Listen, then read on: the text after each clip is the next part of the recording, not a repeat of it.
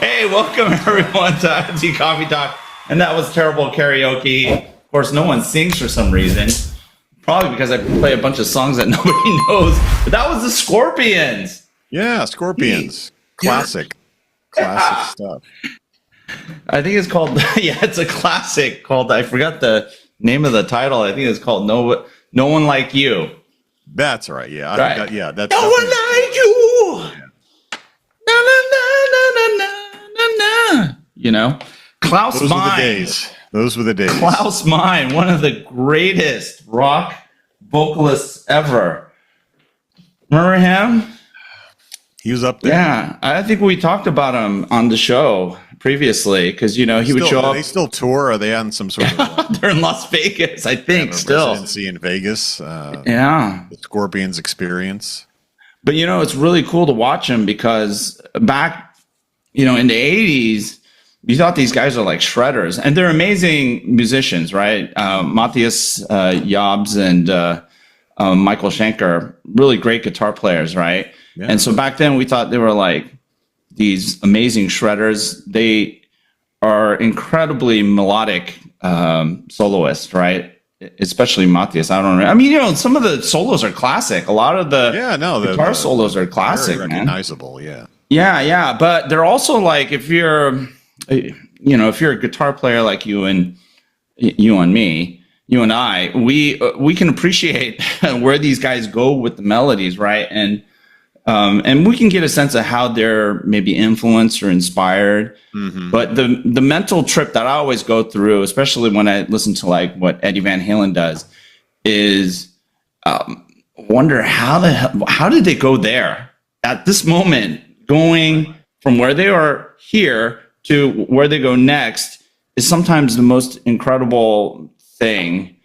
Yes. You know what I'm saying? And then that becomes our favorite part. This weird. Well, they have in their head like all possible paths, in their head, and then they come up with these very creative paths for the melody and the. Yeah, but here I'm going to inadvertently support generative AI. Sometimes they're mistakes. They're hallucinations. Yeah, but it's physical and psychological, or it's a mental. It's a coordination between the physical and the mind, because like sometimes I listen to some of my old stuff with my original band, and I'll be playing a solo and I'll listen back to it, and at the moment I thought I totally screwed up. I was out of control, so my fingers weren't doing what they wanted, what I wanted them to do. Right. And then it's that moment that's like, oh my God, that was freaking cool. Right, just it's pure emotion. Yeah, and then someone else is going to think that is thinking about it. You can't even. Yeah. You didn't even want to do it. That wasn't where you're going to go. No, just... And then all of a sudden, this moment happens, and the other people think it's genius. They go, "Oh my God, that was incredible!" I was like, how did you do that? Right. And I have to explain to them, like, the challenge is to do it again. Then you have to. Can you do that again? Can you play the solo exactly the way you did it? And like, no. So that's weird. That's the magic of music. I love music. Magic of music. Yeah. So, how are you doing? Good. Having a good summer here, Pacific Northwest. The weather is beautiful, and so I'm usually outside actually. So now I'm inside for this, but. It's been really good, and taking a little break. We had that big trip in Milan and Italy and the whole event meeting, and now we're planning out our fiscal year 26. And but in the fall, we got I'll be in Amsterdam for the Things Conference, so that'll be fun. Yeah, that's Late September. And then we have our event. We're going to be in Japan actually for a little symposium in Japan in October. And then in November, we'll be in Taipei for our big 2-day event in Taipei, November 11th and 12th. So the fall's going to be pretty crazy. So I'm kind of enjoying quiet August. Are we in August? Yeah, it's August. Yeah. Well, welcome to the analyst's life, because I think we kind of follow the same schedule, because a lot of the analysts go to these industry conferences and they're all usually packed in the spring and in the fall into the winter, actually. And then it starts up again, for most everyone, it starts up again with CES. Yeah, CES, right? I mean, it shows up right after the holidays. So. Yeah. So I'm kind of enjoying the downtime right now and sort of being thoughtful and planful and reflective, and because I know that's not going to last. Yeah, I need, the first 7 months of this year it's been insanity. And it was this month that I actually had some time to catch up on stuff. And then also think through my strategy for how I'm going to adjust my business model, given a lot of stuff that's happening on different platforms, right? So yeah, definitely the game is changing. Whether or not you attribute it to generative AI and AI search or what have you, for sure, people's behaviors are changing, and so you have to constantly adapt. Which is, it's like that thing. You have to be uncomfortable. You never assume that the status quo is going to remain the status quo. You know what I'm saying? Yeah. No, you have to keep evolving and to keep, thinking about what's next. Like I had a call this morning with a couple of folks on the wearable technology community. It's really cool. Yeah. So we're doing this program where we connect. We're sort of community of communities, right? So that's why we're going to be at the Things Conference, because of the LoRaWAN and kind of low power wireless community, Edge AI community, wearable community. Like, how do we collaborate and work better together to help each other kind of educate and stuff? So that's like a new thing that we're doing. We're going to do that with the Risk Lab community as well. And so that's all like, it's not business as usual. It's a little different to figure out how to do this stuff for next year. But you have to keep evolving and keep coming up with better ways and new ways of adapting. Because like you said, every week there's a new piece of tech or a new thing that's happened that we need to keep up with. So yeah, and then try to figure out what I've discovered through my work is figure out what are the most important questions to ask. See, that's one of the things I've noticed that these LLMs are not really good at. In fact, I just got pinged by a friend. And, I was having a conversation about, what some kind of pivot that I might make. And then he pinged me and said, just don't sell out. don't sell out. And then later on, he said, what you do is a differentiation. So I have to just figure out how the periphery of what I do in my business adjusts to what's happening in the environment, Yes. And yeah. I was talking to don't sell out. Don't sell out. Maybe that's the don't do that Chevy commercial. Well, we don't sell out on this podcast, right? This is sure. brutally honest stuff, and we try to keep things as uncomfortable and thought-provoking as possible, right? So, but I was talking to a mentee yesterday, and he was saying, well, this particular market he was thinking of getting into is kind of crowded, and he was concerned about how crowded it was. I said, every market's pretty crowded, but there's always room for people to do stuff really well. So if you go into a market and you do it really well, there's room for you, because believe it or not, most of the people in these markets aren't doing things very well. So there's differentiation in just being excellent at that particular thing. I mean, I think experience is going to become a very high premium. And I think, especially in the IoT community or in the tech community in general, right? Because right now, I mean, what I think like the jobs report came out and it's really crappy. We're starting to see a decline in employment. Obviously, the tech industry is, quote unquote, tech industry is getting hit hard. There's a lot of attribution to AI. I don't entirely buy that. I think that's a mask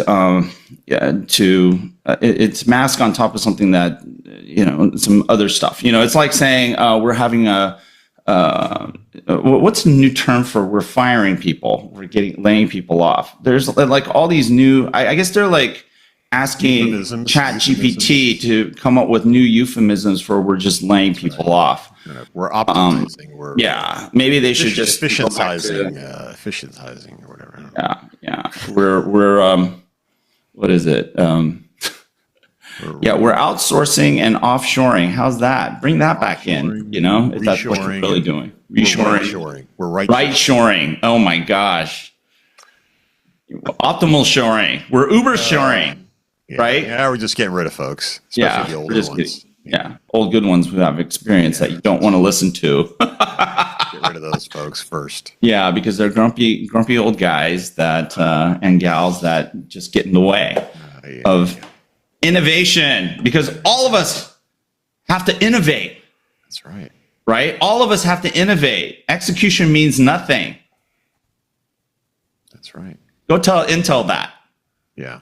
Execution means nothing, right?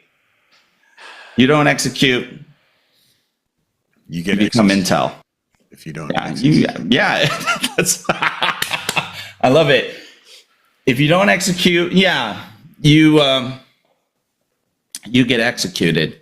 No, it's true. Like we were just doing some planning for next year, and you come up with these good ideas, right? Good strategy, but then at the end of the day, it's 90% of it's execution. Like don't come up with if you keep coming up with new ideas and new strategies and don't execute, you're never going to get anywhere. Yeah. So execute with quality, meetings, your agenda. And those aren't necessarily ideas. No, and it's not glamorous what needs to get done, but companies that can consistently execute against a good strategy, they're winners in the long term. But yeah, sometimes we also have this thing around the news cycle and the hype cycle and what's gathering eyeballs and clicks, and that tends to be the new innovative breakthrough idea without execution. But that's also hugely problematic. And then, I do constantly get, I constantly get, what was the point I'm trying to make? I have a lot of people who say that, you're a downer. It's like, no, you're way too up. So one of my posts recently was, I am an AI pragmatist. Mm-hmm. I'm not down on it. Yeah. I'm not high on crack on it. You got to be kind of in the middle and in balance. So the skepticism with the optimism to understand what the ground truth is in reality, because that's what you can execute on, right? And because anybody can imagine anything, right? What I'm saying, most of the output of that imagination and that ideation is just, they're just not going to see the light of day, or they're just not viable, right? They're just ideas. And if you want ideas, just watch Star Trek. They thought of everything. Yeah, that's true. Yeah. It's just such a waste of time to go around saying, hey, we're an innovative company. Well, what about your execution? If your execution sucks, guess what? I can think of stuff too. I have the problem. I can imagine what a solution would look like. Yeah. If you can't stitch together properly a solution that is reliable, business, industry, enterprise grade, guess what? You're just one of a gazillion other people who probably can see a problem and imagine what a solution will be. But you got to get an engineer, you have to get a solution architect, you have to get some product leadership to stitch together something that is actually going to solve a problem and take ideas into execution. Mm-hmm. You know? Yeah, like feed the tuna fish mayonnaise. That's a great idea, but it's not going to result in tuna salad. It's just not. Well, I mean, it'll cut down on time. That's true. That's an optimization. It's an optimization. It's optimization. Right. Well, yeah. But optimization is part of execution, right? That's delivery excellence, design excellence, and that's the reason why I always had this problem with agile, the misapplication of agile principles, which, by the way, we should probably talk about because I saw some funny posts lately about agile, and then and the whole MVP and what underlies agile. This whole concept of MVP. Oh, awesome, dude. I need one of those. You guys have your cool hats on, and I don't have a hat on. I need one of those. This is all I need right here, man. That's Dad. That's nice. That's cool, man. My son made it. Oh, there you go. Handmade. He actually wrote it. Bill's got the upside down. That's the cool thing now, man. It's the upside down thing. Yeah. Yeah. But hey, MVP, the whole idea of throwing crap against the wall and see what sticks, right? Don't test, break things, break fast. What is that mantra? Move fast. Break things and then run away as fast as you can. Yeah, break whatever. That whole philosophy and mentality came from the agile camp, right? It's like, yeah, you're moving too slow, you're not innovating fast enough. But then where's the execution part? Where's all the delivery quality? And that breaks down to, there's a number of factors that are associated with that, right? As a technology company, everyone wants to be innovative. Everyone wants to, this new thing, this hype cycle that we're in now, the applicability is really focused. The applicability really lives with things that are rather mundane. Yeah. They're not pretty, right? And people, we've said this a million times, people don't want to live in the gap of the ugly because you're just not going to get attention that way. But you know what you will get? You'll get projects and you'll get revenue. Mm-hmm. Yeah. The non-glamorous tech. I was just talking to someone about edge AI and, AI in the real world, as we call it. And, AI in the cloud where you can do haikus and unicorn pictures and stuff. It's very glamorous and interesting and fake girlfriends. But a lot of edge AI that happens in the real world is kind of hidden. It's kind of hidden. It's like, it is, water system quality and agriculture and self-checkout and stuff like that, where it just happens. Yeah. And it's not glamorous, but it's really impactful. So yeah, we tend to be, we like shiny objects as a culture. We like, the glamorous stuff, but like you said, sometimes the non-glamorous is what pays the bills. 100%. But what's funny is you make a tremendous point. The edge. So we've talked about the edge, and I've said it, since the beginning of us building digital twins, is that, well, we don't have a centralized repo that houses this data and learns on it. And people are like, well, then how are you doing it? I'm like, we're learning on the fly. Well, what is that? Well, to be honest with you, it's innovation at its best. Innovation, what does that mean? It's innovation at its best. You're using lightweight code, you're using existing compute, you're using the edge. And you're saying, well, just imagine these are all distributed databases that are actually learning what's happening in the real world at that time with streaming data. And by the way, we know what was and now we can predict what's going to be based on the learning on the fly. Yeah. So, now they want to dig in. Well, wait a minute, how are you doing it? None of your flipping business. You should get out there and do it yourself. You do it yourself. That's our secret sauce. Yeah, but this whole thought. So when it comes to AI, it's interesting that a lot of folks assume that these systems can learn, right? So if you have an AI system, in particular generative AI. Okay, so we're talking about generative AI, which just relatively came into the picture. It's 3 years and still no one's really figured out how to tame these things. But a large and they can claim they haven't. It's like even Jensen Huang now is going around saying you can't stop these things from hallucinating. It's true. You should have told everyone and kept telling everyone from the very friggin' beginning before all this stuff exploded. But these things don't they don't learn. They apply what they've learned. You train them, right? And yeah, that is sort of like learning, but it's a learning exercise that you go through. It's almost like programming. Actually, it's really not. It's like fuzzy and programming a fuzzy thing, right? But learning is you have different degrees where, what we do, we can learn on the fly. These LLMs can't learn on the fly. Right. You have to train them very expensively, and then it's a snapshot, right?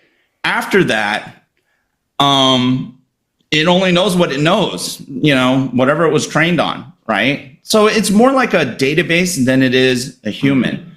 So what I think it seems like because, there's also this new term that these guys pulled out of their asses, which is artificial superintelligence, right? So Meta, we just skipped over artificial intelligence. Here, why don't we just come up with the next ridiculous BS? And how about the super duper intelligence? Yeah, no, it's on its way. It's on the roadmap. And ridiculous intelligence is what I'm after.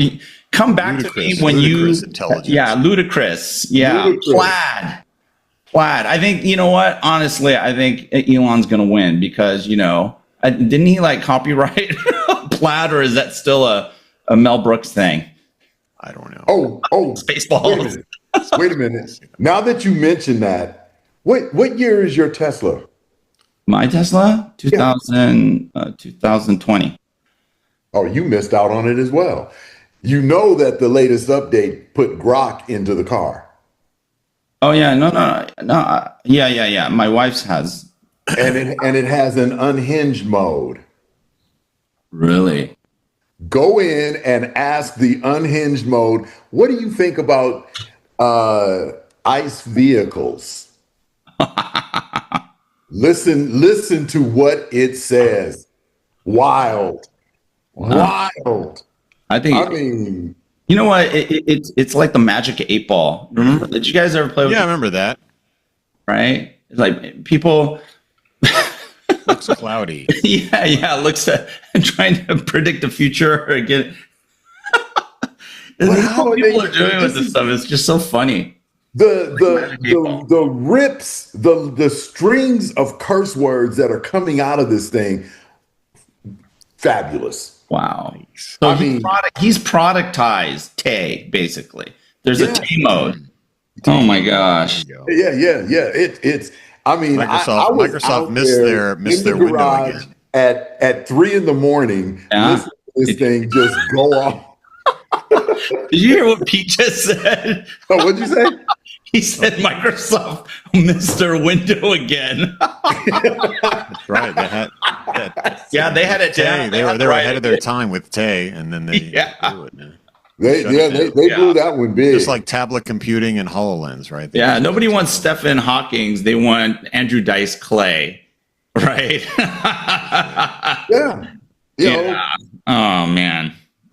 By the way, speaking of learning, so I know when we talk about generative AI, we have this kind of training and then deployment inference model, but in the neuromorphic world, people want to do some research on that. In neuromorphic computing, there is this thing called NCL, which is neuromorphic continuous learning. So neuromorphic computing is around kind of spiking neural networks and how the brain, processes information. And as we know, as 3 humans here on the call, we continuously learn. So the idea is how do you continuously take input and learn and refine your models? Right.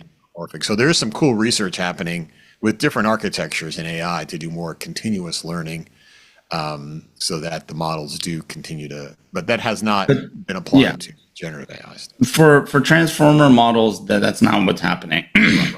And maybe that's kind of like what Mark Zuckerberg and this new super AI supercomputing or super intelligence group is going to be working on.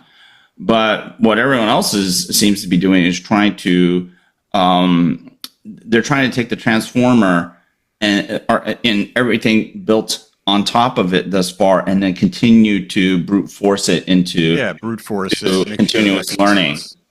Yeah. Transformer models, correcting other transformer models and blah, blah, blah. But, if you look at like Jan LeCun and stuff from Meta, yes, I mean, they're looking at different architectures, and I wouldn't be surprised if there was some of the more newer architectures around continuous learning being investigated. So, yeah. But I still want to know, what problem are you trying to solve? Yeah. Well, I mean, that the thing is that you want, at the end of the day, this thing is just going to give you the most probable answer, regardless, because, and maybe a consensus opinion, and it's going to be people who determine or believe that opinion or that data point is fact or fiction, right? True. Although, how do you know from an individual that what you're hearing is fact too? So, I mean, you don't. That's why I said believe. You don't know, you just believe.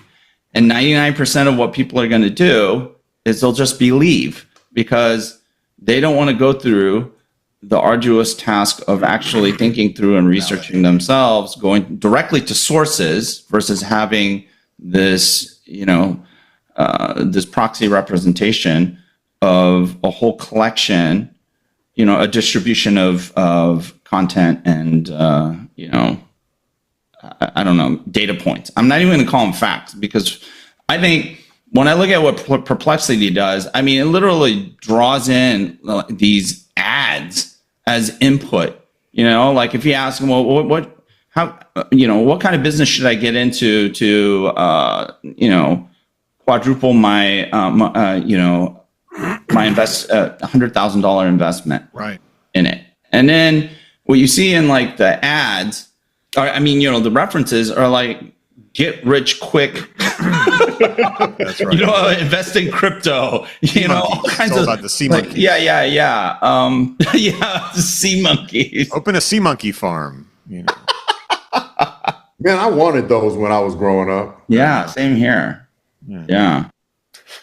And I always thought that they would look like the cartoonish. Yeah, that's false advertising. Yeah, and then thing. Yeah, exactly. And then it's like this creepy looking, bug, underwater bug. So speaking of all that, Leonard, I sent you a LinkedIn post where they were talking about MIT had done a study, the first brain scan study on ChatGPT users. Ooh. 83% of the users couldn't remember a single sentence they had written just minutes earlier. I don't even need ChatGPT What's the demographic that they tested? You're one of the aging individuals, so that's expected. Oh, really? That means it makes it worse. That means you'll forget everything. It'll accelerate. You'll have to ask ChatGPT to tell you what your own name is. Oh my God. Okay. But that just for me just validates what we were saying, in terms of how people are leveraging it. Critical thinking is going to go out the window. Because, that was the whole benefit when we're debating about things from technology's philosophical approach. Right. And you're talking to your peers, you're mind sharing, and that continuous learning is happening because I can talk to Pete about something and Pete say, hey, but wait a minute, did you know about this? And it's like, no, I had never heard of that. Okay, I just learned something. Now, how do I apply that to the theory that I just, articulated? My theory is now going to change because I've got new information. Yeah. Critical thinking, that's in schools these days, that's the main thing people need to be taught is critical thinking. They need to, but I think it's going to go out the window. So we just visited a couple of private schools to send our kids to, because I have a growing concern. Because, I live in PHR, which is a Pacific Highland Ranch, and there's a bunch of, like big tech people, engineers, executives who live in my community, right? You mean rich people? Yeah. AKA. Some of these folks, I mean, some of the parents, I mean, they literally want the kids to be trained on generative AI. They don't see any problem with it. You have some of these folks who are just completely high on this stuff, wanting their kids to be able to use the tool.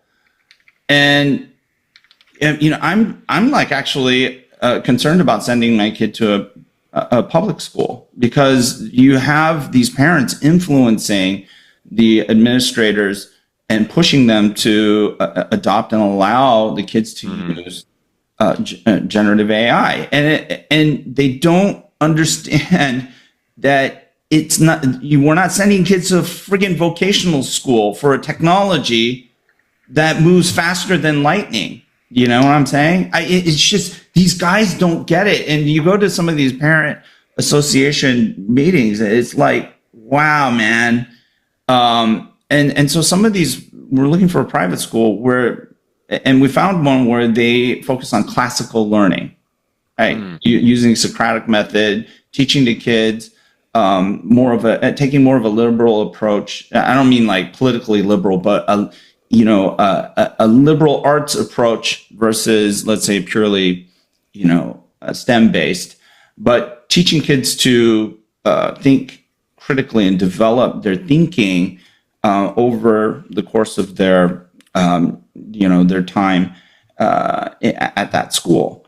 And so it's really actually very compelling, but they're also very we don't bring tools in. We use human interaction and classroom interaction to foster learning, but more importantly, teaching kids how to speak and debate, And when I see what kids do these days, they just hole up in their room and friggin', they don't talk. They're just like, they listen to those rock and roll records. Yeah. Anyway, although I would say Leonard, is someone who's put kids through public and private schools. Sometimes the private schools can get a little gnarly too with the parents, and the difference in the private schools is that the parents give a lot of money to the schools, and then you get some skewed influence on that. Yeah, so pluses and minuses. But I think if you find a school where you have the right philosophy from the beginning, then I think that helps for sure. Well, I totally agree with that. I mean, from someone that has, all three of my girls have went to private school, but the interesting thing that I discovered was I wanted them to get away from tech and back to using so the school that my 15-year-old goes to for math, they use a flipping abacus. An abacus. Why not? Why not? Gives them a feel for math. Her computational skills just in her head are awesome. Yeah. And her reasoning capabilities, I mean, we're having conversations now, and I get impressed because I'm like, oh, you're having a real conversation with me, and you're running the numbers in your head, as opposed to let me chat GPT that or let me Google that. Yeah. And so, I mean, what do you guys think in terms of because the big question nowadays everyone's asking is where should these young folks, what should these young folks focus on for their careers, right? What major or what? Yeah. Vocation. I mean, old school vocational skills. What do you mean by that? I mean, like air conditioning repair. Yes. No, I think this a good skill set. There's two things that I think would serve anyone very well, which is, first of all, good people skills. So working with people, understanding people, being able to empathize and support people and lead people. Those people skills are really important. And then the other thing is creativity. I think fostering creativity, being a creative person, will apply wherever young people work. So if they have good people skills and are creative, then the rest of it's kind of commentary, I think, in my opinion. So I'm in alignment with the people skills. Absolutely. That's a hustle. You got to learn how to hustle. Well, you have to learn how to engage. Yeah. engage, You gotta learn how to empathize, hustle. and support. I mean, people will always need. There'll always be need folks to support people, right? I mean, Yeah. we're seeing like actually a huge shift toward supporting mental health and social health and things like that. And then there's obviously like the hard sciences, like some people just are into like genetics or into like biology and into like. So I think if your kids have like a predisposition to like CSI or whatever, then let them roll with it. But I think the foundational skills around people and creativity are universally applicable.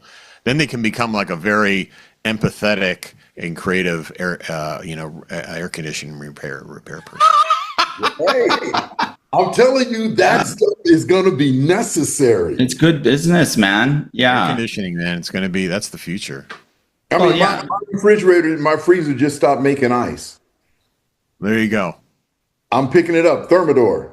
Right on, man. Send someone over here. They didn't say, $100 can we an run hour. a diagnostics on your freezer? No, get over here and fix it. Yeah. Yeah. Yeah. Yeah. You know what? I still think I still think computer science and STEM are good fields to go into. It's just as long as you don't expect to work at Google or Meta, I don't think there's anything entirely wrong with it. And if in terms of like a career path and how to get your first job,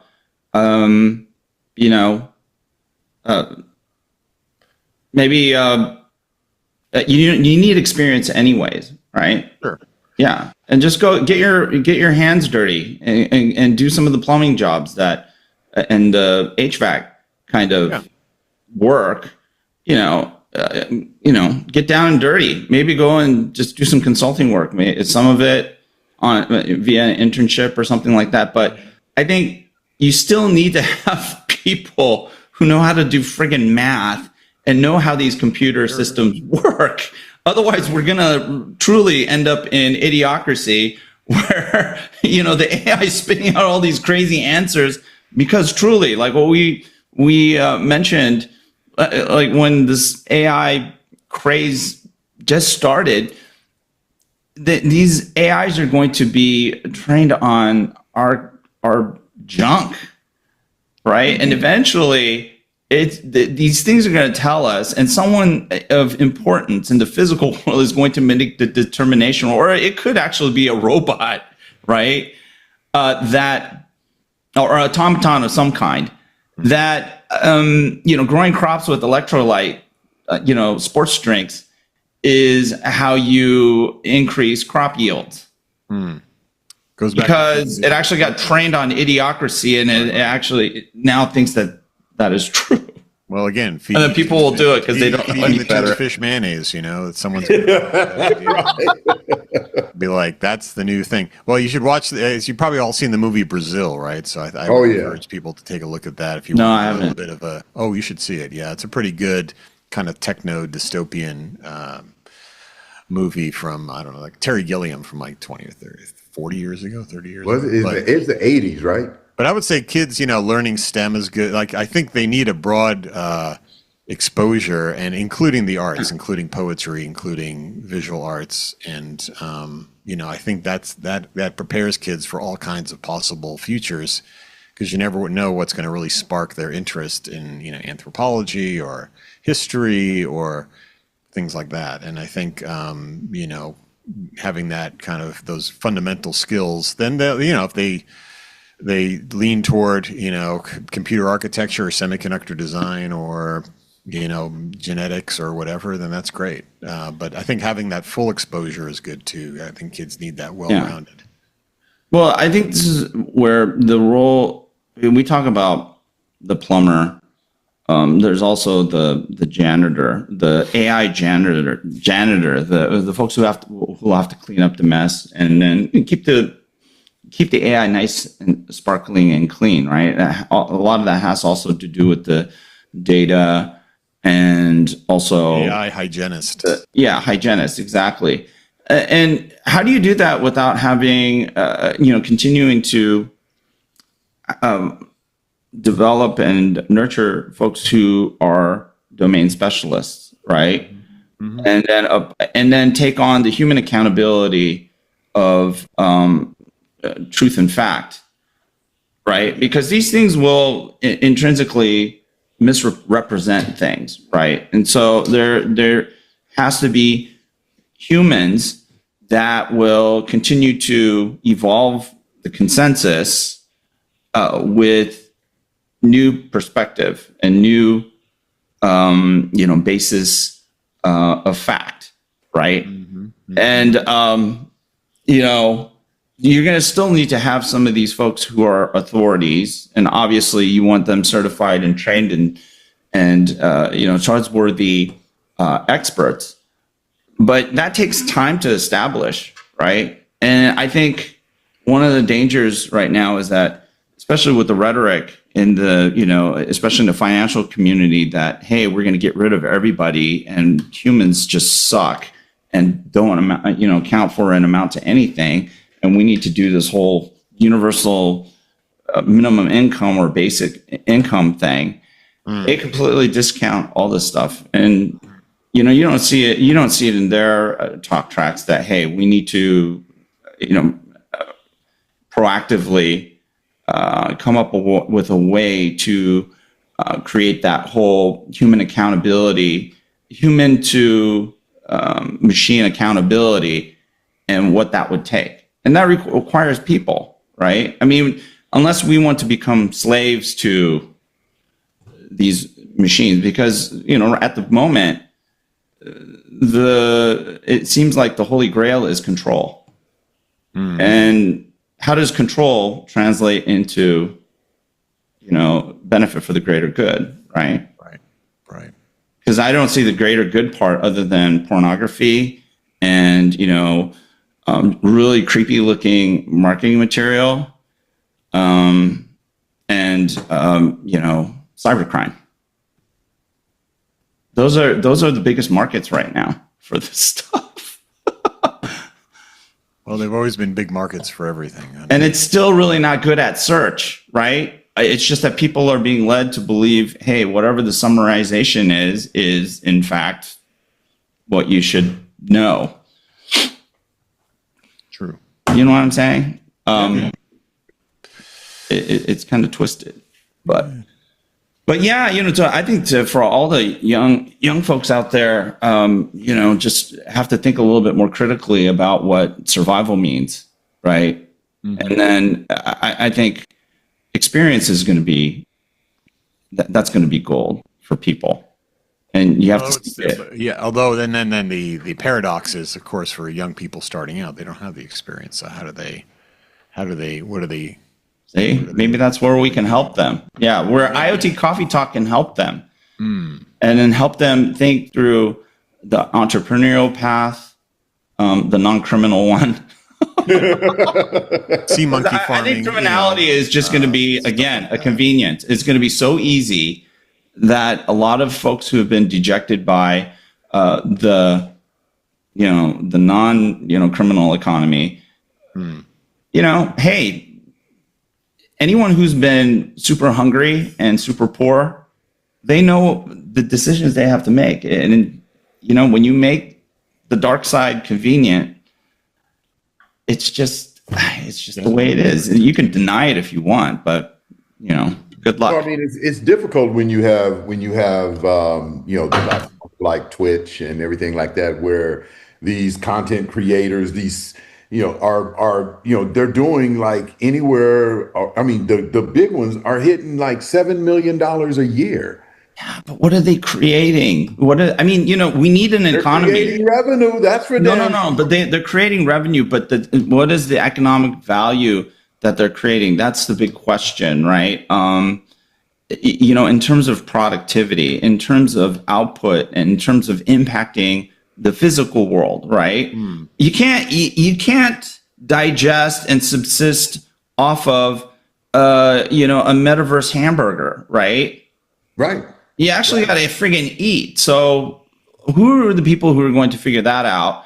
And there's a lot of things that rely on a solid physical economy. We're discovering that right now in all this trade stuff, right? Yeah.